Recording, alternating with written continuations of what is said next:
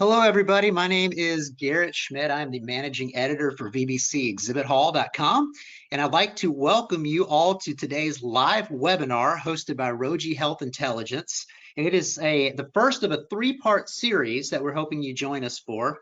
And it is the series is called The 3 Keys to Transitioning to an APM.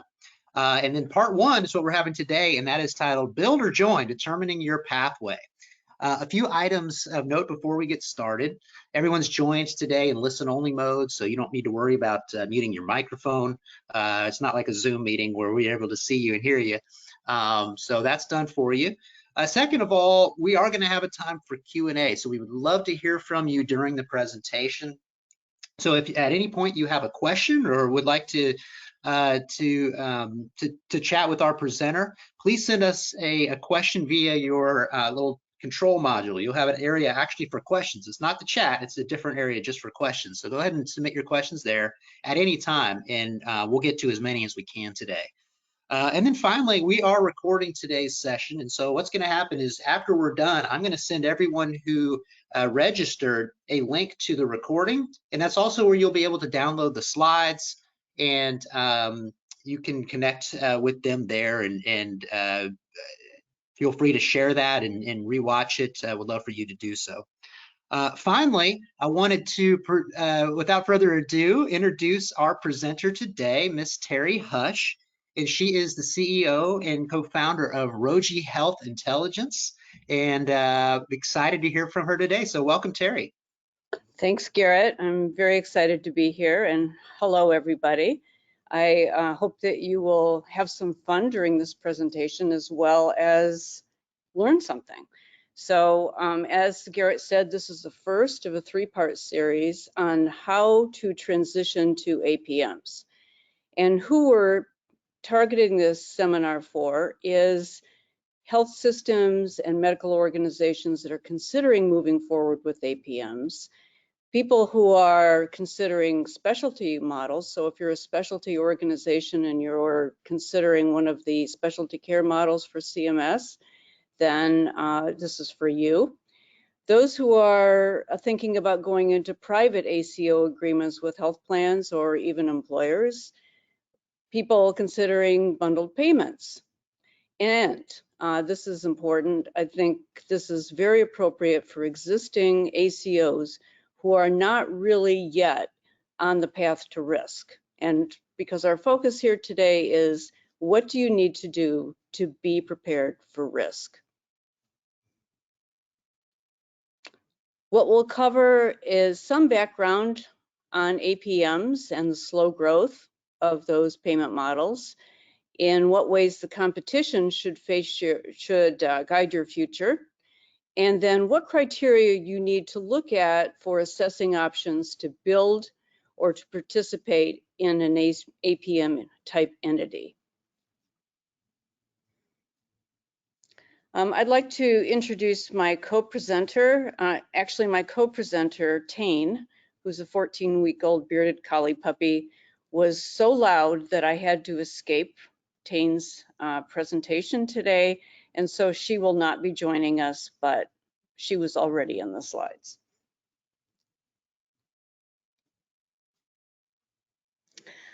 A little bit about us and why we're qualified to speak on these topics.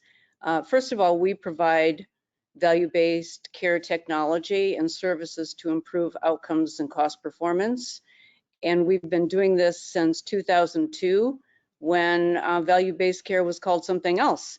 And so we have worked with a lot of organizations who are just up and starting in this space. And all of us on the co-founding team have come from organizations that have built similar structures on the provider side and negotiated them from the payer side. Our tools are focused on interventions as well as analytics. So what our goal is to make actionable data and then provide a path for our clients to use that data to actually change healthcare inside their organization and for their patients.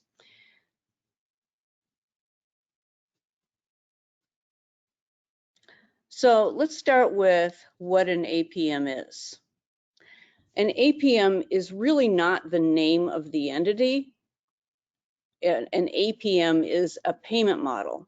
It's a risk-based reimbursement payment model for providers under a particular program. And I've mentioned a few of those programs. ACOs are a type of payment model, and actually the payment model there is shared savings or ACO reach. Those are very different payment models under a common name ACO. CMS uses APMs as a noun as a shortcut for APM actor or entity. And I just want to clarify that what we'll be talking about today is the actual structure that enables risk. So value-based care alternative payment models are built to reinforce accountable care versus the volume of services.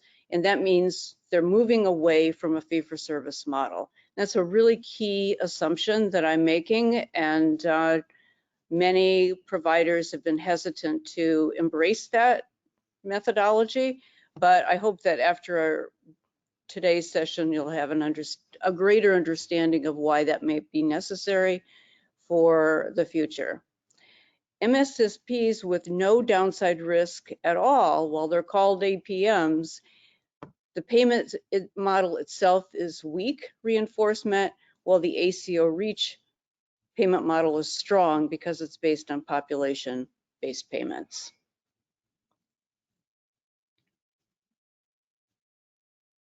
So the question is, are APMs really necessary for changing behavior?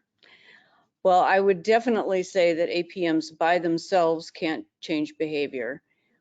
But what you have to align is the external reimbursement with the internal reimbursement or compensation incentives that are going for the workforce. If both reimbursement and physician compensation reward volume, what you will get is an emphasis on volume, and that is not the same as an emphasis on value. APMs are meant to record accountability, but they also assume that the organization is going into its guts and change the incentives for the workforce and for departments and so on, whatever their structure is. Changed incentives can work if the data, infrastructure, performance goals, and all the other pieces to support an APM are in place. So you can't do one without the other. You can't change the organization and you can't change the reimbursement system without doing both if you're going to go into an APM structure and be at risk. Implementing an APM reimbursement and expecting behavior change is magical thinking, and I think we've had previous periods of magical thinking. The HMOs were kind of a magical thinking construct where we just changed the payment model, and what led to was denials of care. The ultimate APM is a global population-based payment, but it's within the provider sphere so that the providers clinically can manage the population risk on a clinical level for those patients. So as I mentioned, HMOs were the historical equivalent of where we are right now. So if they failed, why don't we fail? Well, first of all, they were organized by payers, which is very different than organized by organizations that include clinicians. They focused on lower costs, but there weren't the quality constructs that there are right now in many of the models for APMs. And so that led to denials of care, prior authorizations that were actually just an advanced form of denials, and it made the whole vehicle extremely unpopular with employees and benefit plans, which meant that employers couldn't adopt them and therefore they just died. Nevertheless, on the provider side, ACOs and risk have grown really slowly, and as a fact, we see very little percentage of total payments being population-based payments, and zero change in the proportion of straight fee-for-service among providers right now. The volume of ACOs actually accepting risk is small, and you have a number of organizations coming on board that are prepared to embrace risk, but either very small sites or a small number of organizations to begin with. And we still see a lot of pushback on regulations that would alter the finances of existing programs. So it is clear that we're still kind of on a precipice of whether this will fly or whether it will not fly.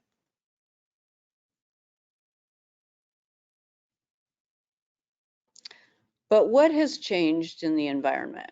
And that's what I want to focus on for a while before getting into the build or buy. Well, everything. First of all, we've got business entering healthcare in a huge degree. We've got private practices going employment and going equity purchases. We've got every large player in healthcare on the block looking for suitors. We've got employers negotiating contracts with payers. We've got with providers. We've got payers negotiating APM contracts. We've got a change in the reimbursement among many sectors. So everything's kind of up for grabs at this point.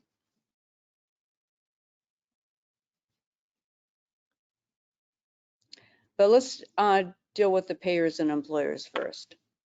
Most payers do have value-based contracts right now, and including risk-based APMs. We've seen capitation reemerge as a vehicle of payment, especially in Medicare Advantage. We see employers contracting with the physician groups. CMS has reiterated a strong value-based care strategy. It's happening in the Medicaid programs. And there's a much stronger alignment among payers on changes to payment models to reward value.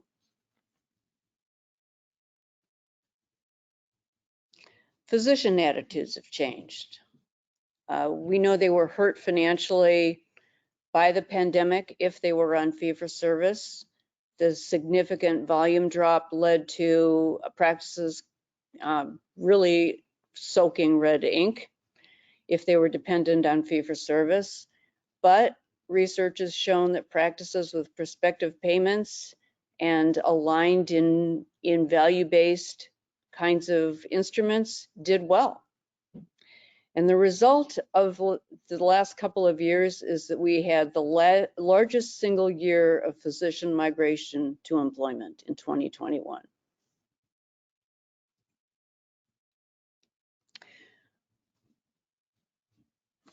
This is from Deloitte, who did a really good analysis on physician acceptance of risk. And what we can see from this is that physicians are pretty tolerant of risk right now across all kinds of specialists. So it's interesting to see, because the 15% risk level is more than we see institutional providers willing to accept at this point. They also recognize that they have a role in managing costs. They also don't have the tools to do it. Cost information sharing for physicians is about 30%. 70% of physicians don't ever see any cost information whatsoever and do not understand what the cost of the services they're prescribing are. So where did the physicians go when they went to employment? They went to corporate healthcare practices, which now outnumber the number of physician employees in healthcare systems. That's really significant, and it really says a lot about how traditional providers need to address value-based care.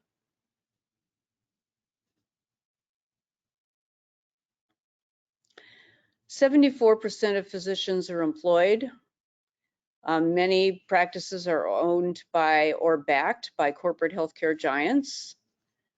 There are MSO and ACO enablers, we all know who they are, who are aggressively buying practices away from health systems and existing ACOs. And private equity financing is predominating in several specialties and moving over into primary care.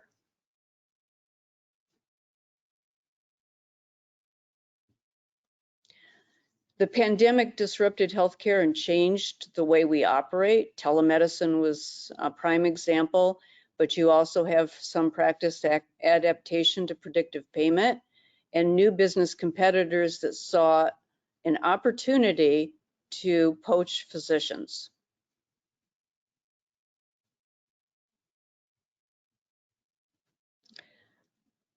I think it's important to understand that with the numbers kind of switching now so that most physicians are moving into corporate healthcare rather than provider-owned healthcare, that the competitors are speaking to physicians on something those physicians want.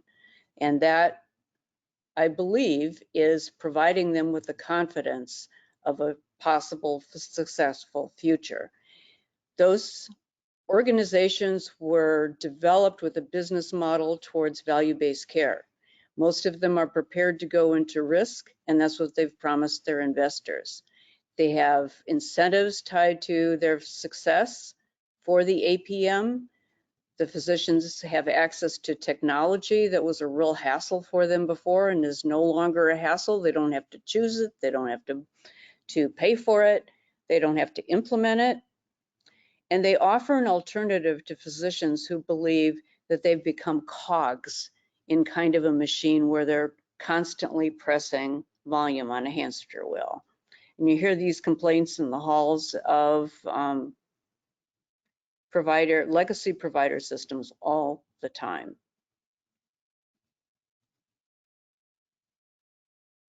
Technology is also changing. We see new technologies emerging. Artificial intelligence is probably the most important new technology that we've seen come up in 20 years. And pretty soon we'll be looking at this retina as your enabler for identifying patient risk of all types, blood pressure, Alzheimer's, just about everything. It's important to understand that the fee-for-service system is not going to be capable of moving organizations into these technologies and deliver them to patients. They're too big and too vast. They require too much in order to be equitably dispersed on a payment model like a volume-based payment model, fee-for-service. So one of the things that we're going to have to encounter is, as the healthcare system itself changes and these new technologies work, what is the kind of reimbursement model that will support the research and development of technologies along with the delivery of these services?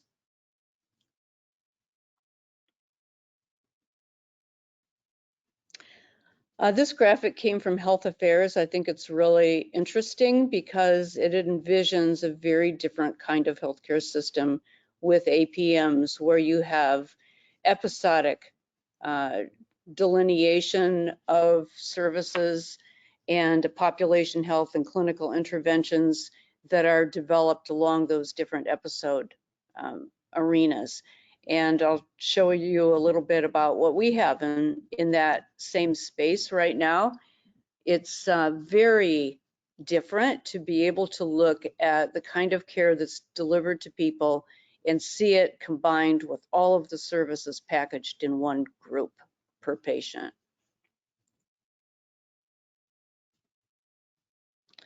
But what this means when we look at the competitive environment and the technological changes is that your number one strategy for APM transition has to be meet the bar set by competitors. So how is this different than the past? Well, in the past, and I think many providers still look at it this way, all of value-based care was really directed by regulation. So CMS puts out a new set of regulations and providers respond either for it or against it. But the focus is always on what do the rules say, what do we deserve under these regulatory kinds of schemes, and so on. But if you are in danger of losing your physician and patient workforce, then, and you're losing it to competitors, then your stronger motivation for going into an APM kind of model is to retain physicians and patients. And to do that, you have to meet the bar set by those competitors.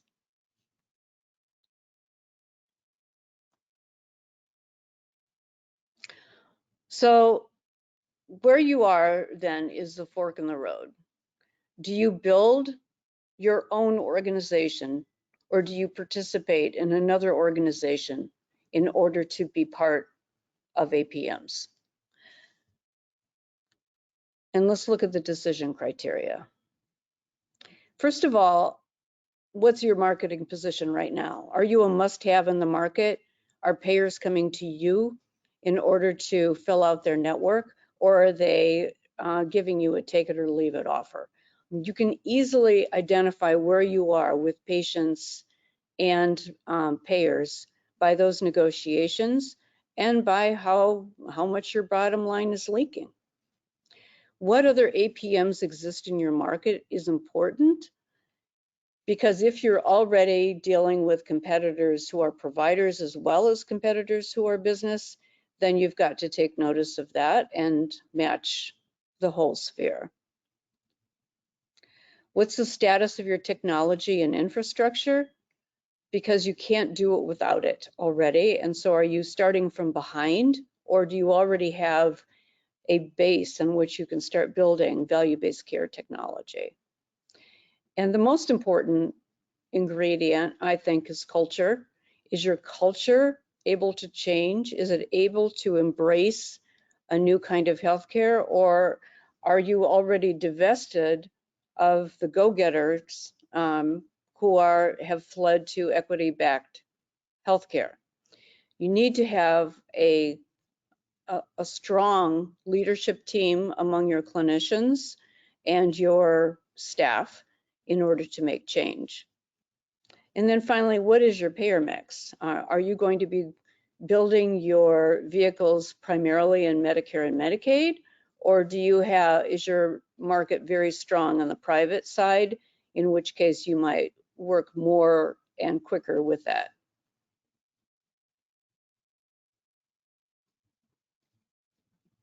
So one of the things I did not put on that list was size. Your size is not your big issue.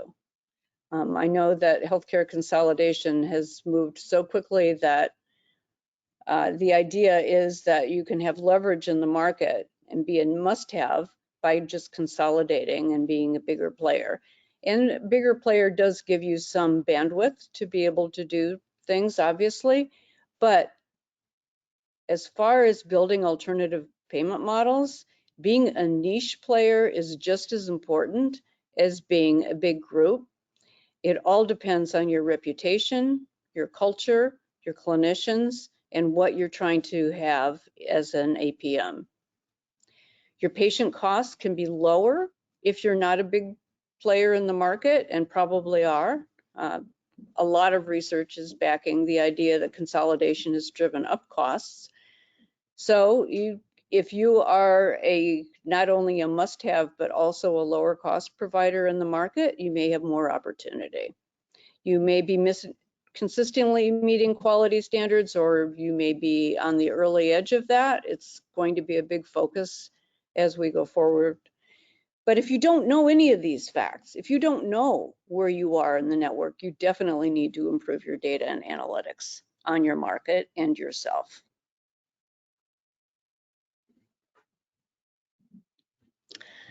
So here's what you really need to build.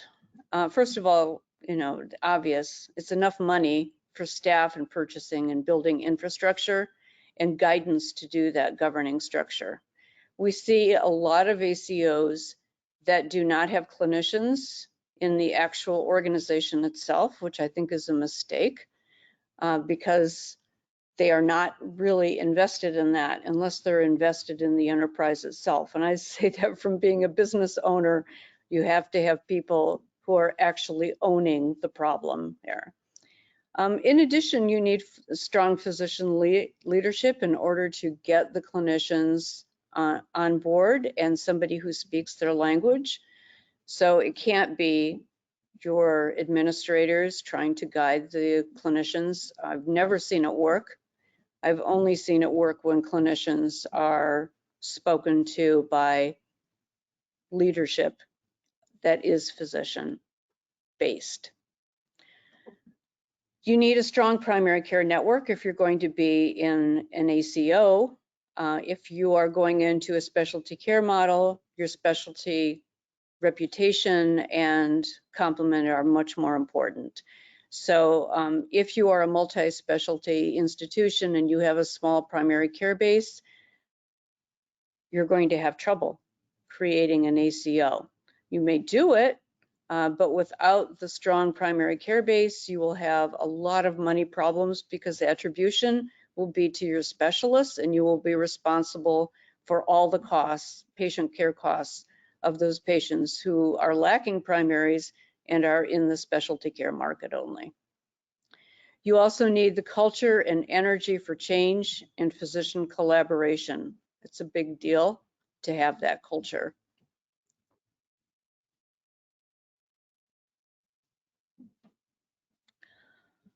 This is important. You need an already implemented EHR.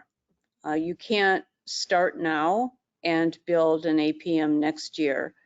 It will take a while for you to build it, and it will also take a while for you to understand where the data is housed in the back end of that system to be able to use it and then perfect the data sufficiency you need to be able to create infrastructure.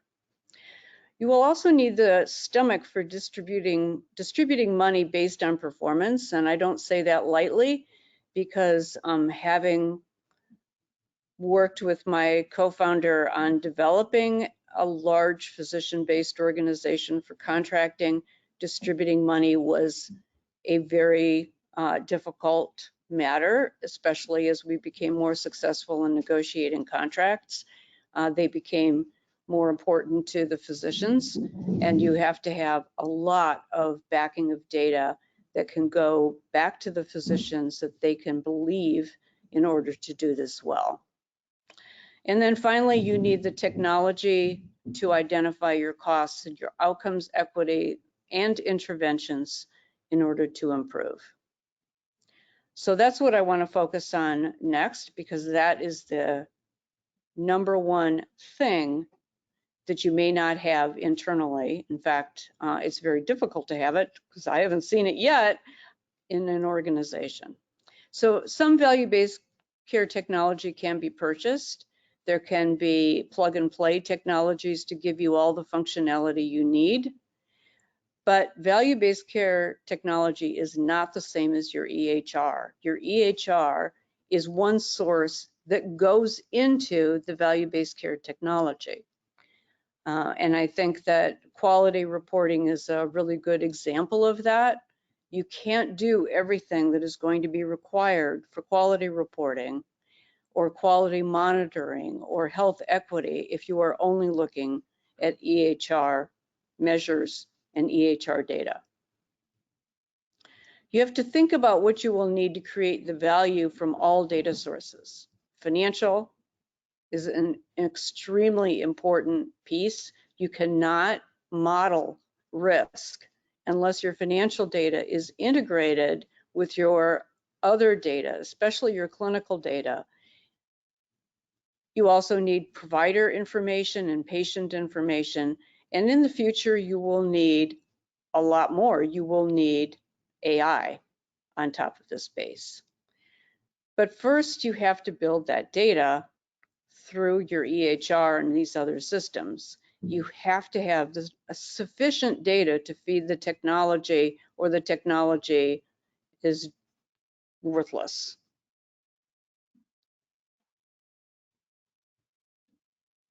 So here are the requirements that would be on my top 10. First of all, it needs to be patient-centric. If you're building risk registries and you have multiple risk registries and your patients appear on multiple registries, and you can expect that to feed either your clinicians' data or your population health, that's making no sense. It doesn't fit in with the workflow. It needs to be patient-centric, capturing all of their information, their social determinant of health information, especially their clinical information, and of course, claims from your payers. If you're looking at an ACO for Medicare, then obviously claims data comes with it. It will not be easy. It will be a really hard negotiation to get claims from your private payers. The data has to be of high integrity, and it has to be sufficient for you to be able to do analytics on your cost for sure, and on quality as well. If you are not identifying longitudinal outcomes, you won't be able to identify change for your patients, and therefore you won't know whether you're actually making any improvement whatsoever. You need to be able to identify the actual interventions that are appropriate by patient. That's a really key. So when you pull up a patient record, you should be able to see everything about them that's been identified by the analytics of your value-based care technology. Are they a diabetic on the wrong meds, or on meds that are not controlling diabetes and they have breakthrough events? Are they unmonitored in their blood pressure? Are they comorbid with obesity and still they're only on insulin? So there's a lot of different things where the data has to come together, but it has to be focused on what can happen with the individual patient so that those interventions can be mapped both back to the clinician and population health. You need to be able to calculate patient costs per year, because that's how population-based payments will work, and know where you actually stand in your actual cost per patient per year now. You need to look at the cost variation, and how you do that is through episodes of care, because it's the only thing that can give you a comparison on a same to same basis for what is happening with a patient with any procedure and what is happening with a patient with multiple chronic illnesses. And then you will probably need, especially if you're going into private payer agreements, you will probably need claims payment functionality.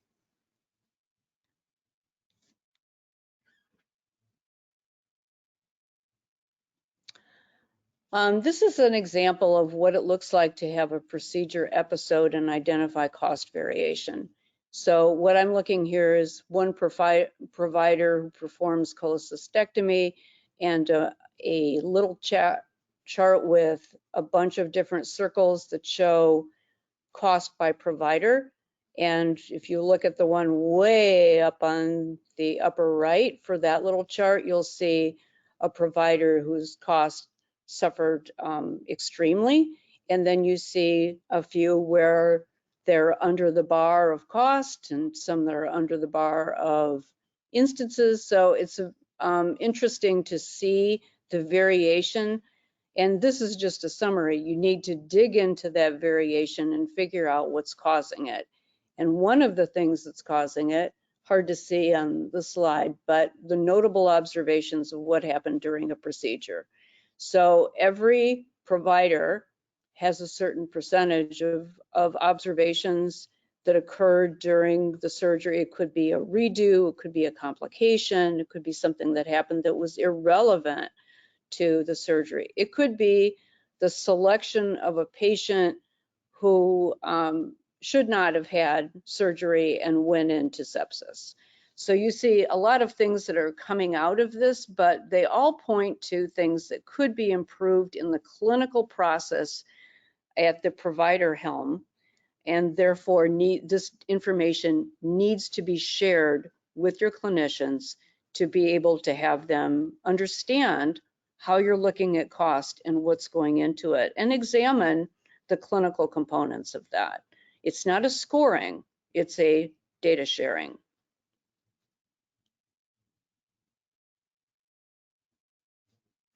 In the same way, your interventions need to be driven by data in chronic illness. So this is a diabetes episode overview. What we're looking at on the middle of the chart is a maroon section that shows patients with persistent poor control.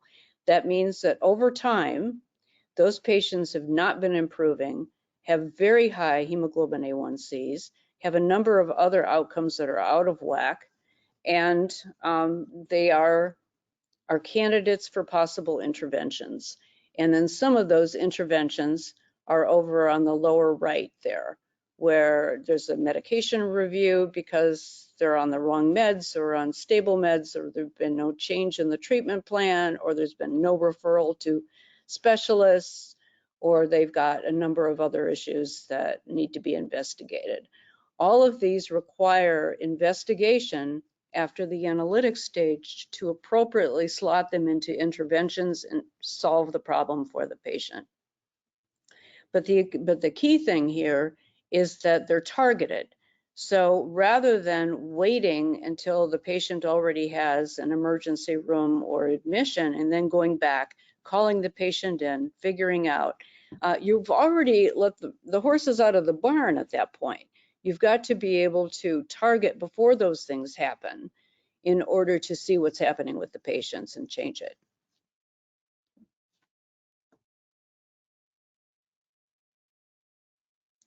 So if you can't build your APM entity, and you can't build it if you can't get into that kind of level of detail on data, then what are your participation options? Well, you could do a joint venture with another organization, and you can be a participating provider in another ACO. So these are kind of levels of participation.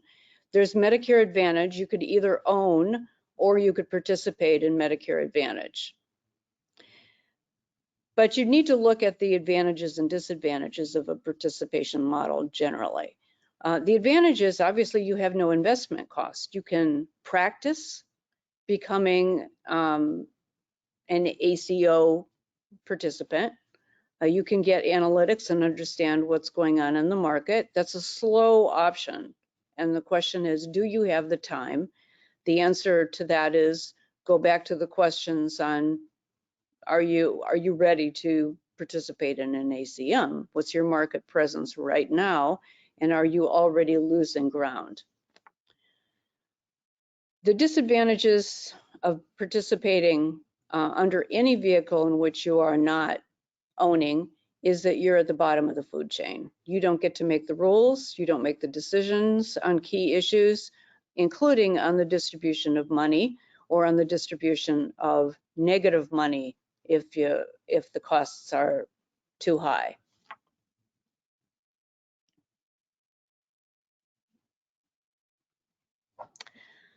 Medicare Advantage is a special case that I think is really important to mention. You can own your own Medicare Advantage plan and own your own ACO. The problem there you have is that they are in competition with each other because patients can go either way. And so they are, you are potentially disadvantaging your own ACO because younger, healthier people tend to join Medicare Advantage and not your ACO. So you will drive your ACO into the red by that kind of program. You can also participate in an external Medicare Advantage while having your own ACO, cover all your bases, but you have the same dilemma. If patients can come to you in a Medicare Advantage plan, why would they be participating if they're younger and healthier in traditional Medicare with you as an ACO? So it's a very difficult construct. I don't know what the eventual answer will be on this one. CMS is taking a hard look at Medicare Advantage right now, but the prior administration was really pushing Medicare Advantage. So it's really almost a political play at this point as to what the future of Medicare Advantage is and how Medicare will go itself. If ACOs are not really successful in saving a lot of money, if they cannot move to risk, then that program is in jeopardy too. So you will, it's potential that Medicare Advantage would be the Medicare program. It's hard to make both options work under Medicare Advantage without sabotaging your ACO. Education of your patients. So just some conclusions. Your starting point for transitioning is the decision to create your own organization for risk or join another. In either case, you have to be able to match the benefits. You can't start an ACO or any alternative payment model entity without having the infrastructure and the leadership to do it and the energy to make all those changes.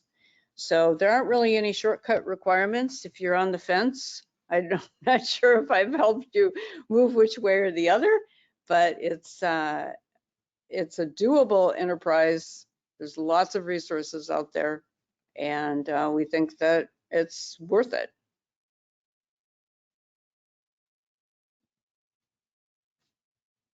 So, questions?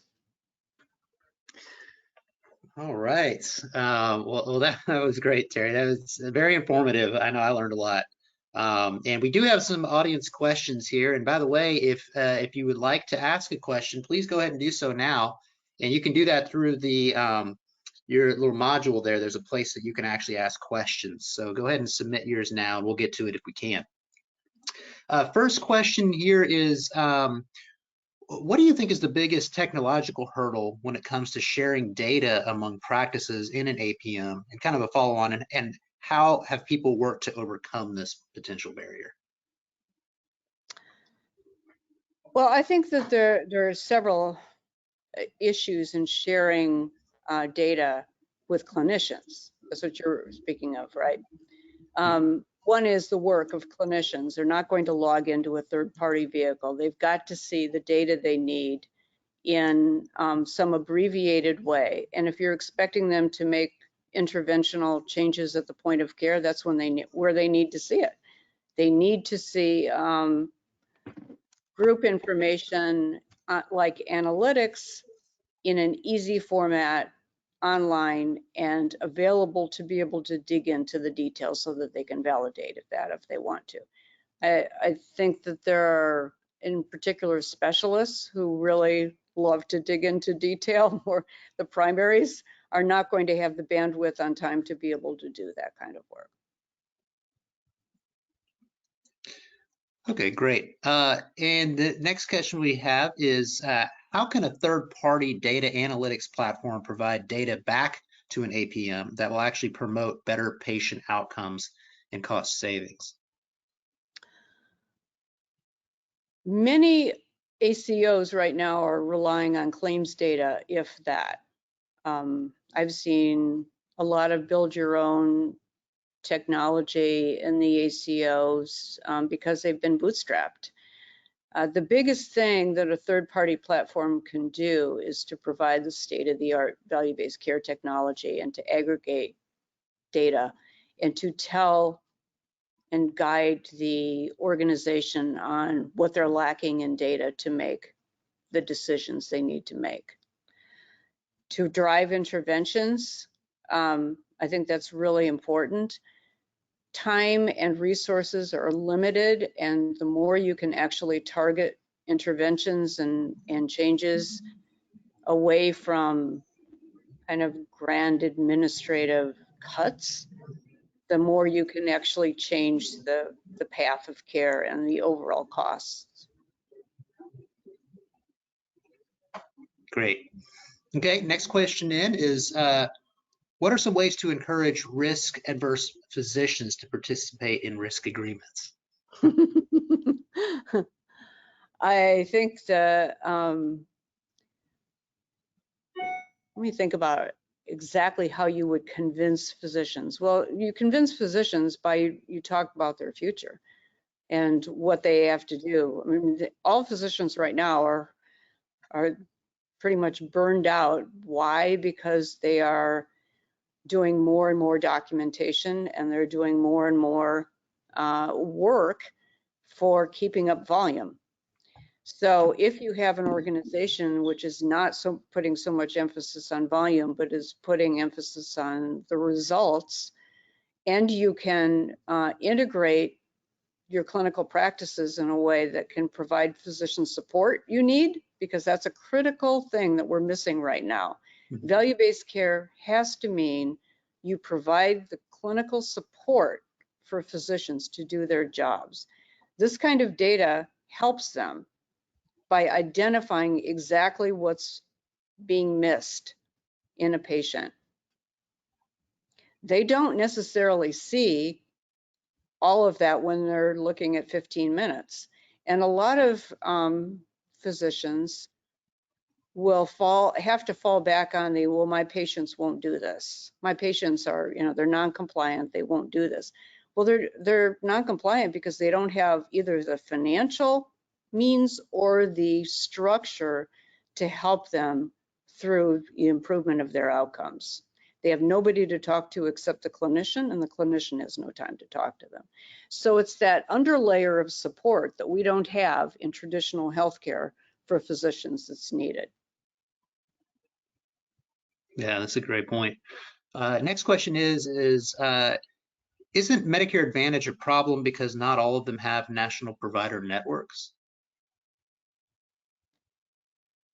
Why I'm missing the reason why that would be the biggest problem. That's a problem for people who have who are not locational, I would say. You've got somebody who's going between different states, they're going between snowbird type situations, but national provider networks, if you've got a person who's in Chicago and stays in Chicago and the children are in Chicago, the loss of a provider network nationally is not a big impediment to them. Very good, very good. Well, guys, that's actually all the time that we have for questions today. If you have a question that you would like to be addressed, please submit that. And otherwise, we're going to go ahead and wrap up. As we do, first of all, I wanted to thank you, Terry. This was a very informative discussion and conversation, and I thought it was very timely as well. But as we conclude, I wanted to encourage you all to stop by the virtual exhibit booth at vbcexhibithall.com for Roji Health Intelligence. This is a place where you can learn a little bit more about what they're doing specifically in the value-based care space. You can connect with the team, look at different resources they have, etc. So there's a lot of great materials there. Also on vbcexhibithall.com is where the recording is going to be housed and archived in the library there, so you can access it there. But I am going to send it out to everybody, so you should be receiving an email from me later on today, and it will have a link to the recording as well as where you can download the slides. That was another question that did come in, was asking about, can we get the slides? Can we get the slides? Yes, you absolutely can. We're going to send that to you. So, and then finally, again, I wanted to just thank you all for coming. If you would like to reach out to the Roji team or to Terry or to Dan, who's in business development, please reach out to them. Their information is here on the slide, or feel free to reach out to me as well, and I'm happy to facilitate an introduction. So, but thank you again so much for your time. I know there's a lot vying for everyone's attention right now this time of year, so we appreciate you spending the afternoon with us. Hope you stay safe and have a wonderful rest of your day. Bye-bye. Thank you so much, everyone.